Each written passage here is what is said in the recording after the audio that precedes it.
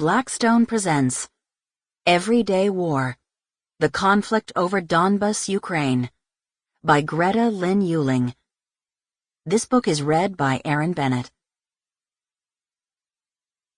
This book is dedicated to my students at the University of Michigan, past, present, and future. When the rich wage war, it's the poor who die. Jean-Paul Sartre. Le diable, le bon Dieu. Preface.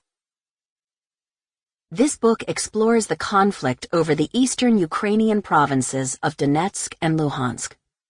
The chapters that follow are part of a larger effort to understand the subjective experience of war and forced displacement.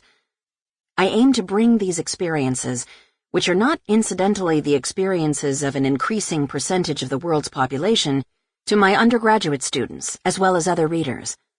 The book is intended to provide an accessible lens through which to grasp something of what non-combatant civilians go through in a war zone. For as long as there are armed conflicts, we need to grasp more concretely and realistically what they are all about.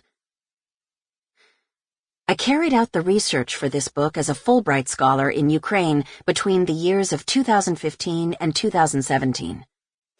As a Fulbright scholar, I was fortunate to have a grant that enabled me to fulfill my teaching obligations at the University of Michigan during the academic school year and do fieldwork in the summer months. On 3 consecutive trips of 2 months each, I visited shelters for the internally displaced, attended workshops intended to help forced migrants adjust to their new circumstances, and completed many interviews, crossing the country repeatedly to talk to as many people as I could. This project almost did not get off the ground.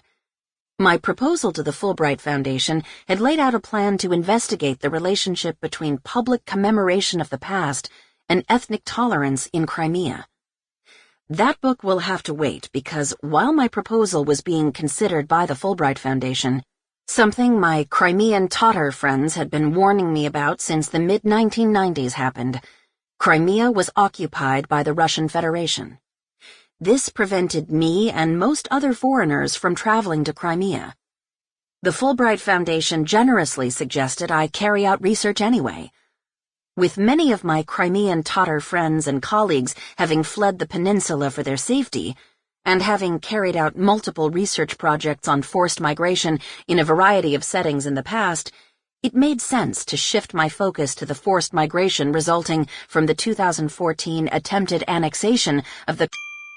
Sample complete. Ready to continue?